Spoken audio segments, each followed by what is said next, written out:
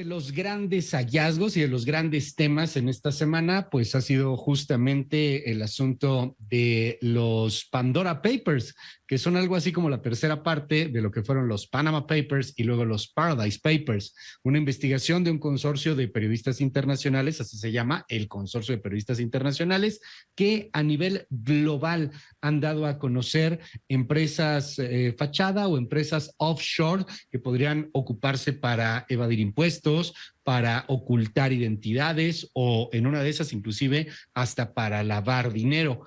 Aquí en México, pues por supuesto, tenemos a representantes de estas investigaciones y hoy vamos a platicar justamente con Andrea Cárdenas. Ella es parte, pues de toda esta investigación aquí en México en particular, de Quinto Elemento. Mil gracias, querida Andrea, por tomarme la comunicación y la videollamada. ¿Cómo estás?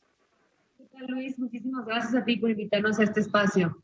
Oye, a ver, cuéntame, de entrada, si te parece, hablamos nada más brevemente qué es lo que representa a nivel internacional esta que entiendo es una especie como de tercera entrega o de continuación después de los Panama Papers, los Paradise Papers y ahora los Pandora Papers. Cuéntanos un poco qué es el Consorcio Internacional de Periodistas Independientes y cómo se llega a esta investigación. Claro, sí. El Consorcio Internacional de Periodistas de Investigación desde hace 2 años inició lo que hoy se conoce como la investigación de los Pandora Papers, que es la investigación más grande de todos los tiempos. Es una investigación histórica sin precedentes en la que han participado 600 periodistas de 150 medios de comunicación de 117 países. Y esto es algo muy importante, es un asomo inédito a las estrategias que utilizan las élites mundiales, los más poderosos en el mundo, para proteger su patrimonio y para resguardar su riqueza en paraísos fiscales. Tuvimos acceso en esta investigación a 11.9 millones de documentos que contienen certificados de acciones, registros de empresa, títulos de la propiedad, en fin, documentos que nos dan indicios de quiénes son los beneficiarios finales que están detrás de las compañías offshore creadas en paraísos fiscales. Okay. Esta filtración fue obtenida por una fuente de la cual nosotros como periodistas que participamos, por protección de esta fuente, ni siquiera nosotros nos han mencionado, vaya, quién es o de dónde vienen estos documentos, ¿no? Okay. Lo importante aquí es saber que vienen de 14 despachos que son los mayores proveedores globales de servicios offshore que se dedican a la creación de este tipo de empresas de papel y de fideicomisos opacos en los paraísos fiscales. Y estos despachos se han hecho de una potente presencia en todo el mundo, han desplegado una maquinaria de offshores y han dado servicio a políticos, a criminales, a personas que están siendo investigadas por la justicia, a empresarios, a multimillonarios, en fin. O sea, tienen entre sus clientes a una diversidad de todos los sectores de la población. Y es importante saber que también que los documentos que recibimos de esta filtración, nosotros los contrastamos con los registros que logramos obtener de otras fuentes. Por ejemplo, si estábamos investigando una empresa en las Islas Vírgenes Británicas, pues para corroborar y saber que la empresa había existido y seguía vigente o cuál era su estatus, hacíamos consultas en dicho registro, en los registros de los paraísos fiscales, que son muy cerrados y son muy opacos. No a través de estas consultas en los registros de paraísos fiscales, en los registros mercantiles, me refiero, no podíamos nosotros tener acceso a la información sobre los beneficiarios finales, pero sí podíamos contrastar y saber si la empresa estaba activa, cuándo había sido creada, quién había sido el despacho o el agente que la registró. Entonces, de esta forma tratamos de asegurarnos que la información pues era fidedigna y que no había ningún riesgo. Es importante, Luis, decir que y tener claro que tener una sociedad offshore no es un crimen, o sea, no es un delito, pero sí, en muchos casos, a menudo se ha comprobado que su opacidad permite la comisión de delitos como el lavado de dinero, la corrupción o la evasión fiscal, ¿no? Y aquí en México no es ilegal tener una sociedad fachada para mantener activos o para resguardar tu patrimonio, siempre y cuando ese dinero haya sido declarado, haya pagado impuestos y no provenga, obviamente, de actividades delictivas.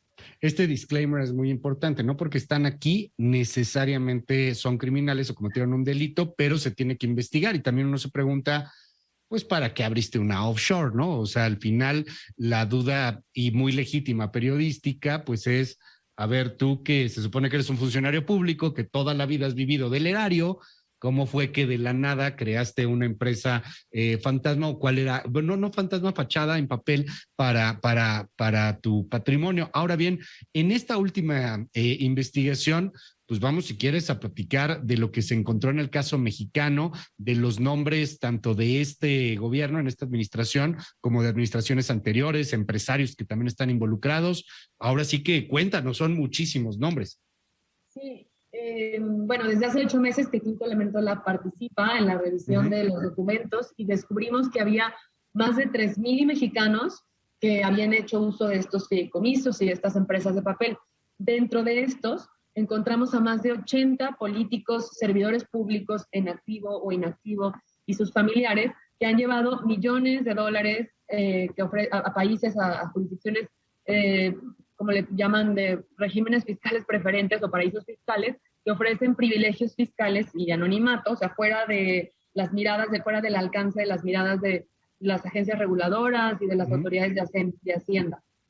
Y entonces los Pandora Papers, Luis, destapan la riqueza de algunos políticos cercanos a López Obrador, pero también hay conocidos políticos del PRI, del PAN, del Partido Verde Ecologista, hay hijos de exgobernadores y miembros de gabinetes estatales. Y lo que hemos encontrado en Pandora Papers es que la gran mayoría de los políticos y de los funcionarios públicos mexicanos en activo que tienen sociedades en paraísos fiscales no declararon en sus declaraciones patrimoniales públicas sus participaciones en estas empresas offshore. El caso de Armando Guadiana, ¿no? Que le echa la culpa a los contadores y dice, sí, no, este fue problema de los contadores, yo no tengo nada que ver. Sí, el senador y empresario minero Armando Guadiana creó un fideicomiso en el año 2007 y él, cuando abre su fideicomiso en las Islas Vírgenes Británicas, él confiesa que tenía un patrimonio de 28 millones de dólares, pero en su declaración patrimonial no encontramos rastro de esa fortuna ni de ninguna empresa mexicana, cuando ya es bien sabido del dominio público que él tiene empresas mineras, porque él mismo lo ha dicho y antes de ser político era empresario.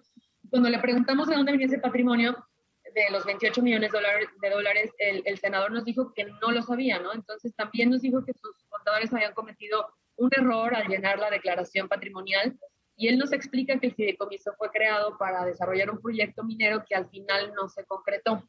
Okay. Entonces, bueno, es lo que sabemos de la estructura que creó años atrás el senador y de la cual menciona que ahora ya no existe el fideicomiso. Sin embargo, el fideicomiso también estaba vinculado a una empresa y cuando le preguntamos al senador si esta empresa seguía en activa, no supo decirnos, ¿no? Dijo que MBS Noticias con Luis Cárdenas.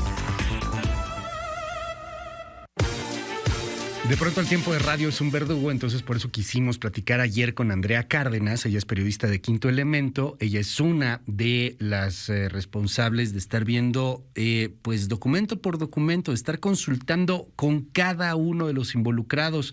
Está muy interesante porque también nos dice más adelante a quién de plano no les dieron respuesta, cuáles son también algunas cosas pues curiosas que están pasando con los empresarios mexicanos que están involucrados, como el caso de María Asunción Aramburu Zavala, por ejemplo, o Germán Larrea. En fin, en unos días más estará disponible en nuestras redes sociales toda la entrevista completa, que es un poquito larga, y ahí la podrá usted consultar si está interesado en este tema de los Pandora Papers. Desde aquí le mandamos un abrazo con muchísimo cariño a Andrea Cárdenas, periodista de Quinto Elemento Labs. Gracias por tomar esa entrevista y ese tiempo en donde fuimos ahí hablando de cada uno de estos involucrados. Toda la entrevista, la repito, ahí en nuestras redes sociales, Luis Cárdenas MX.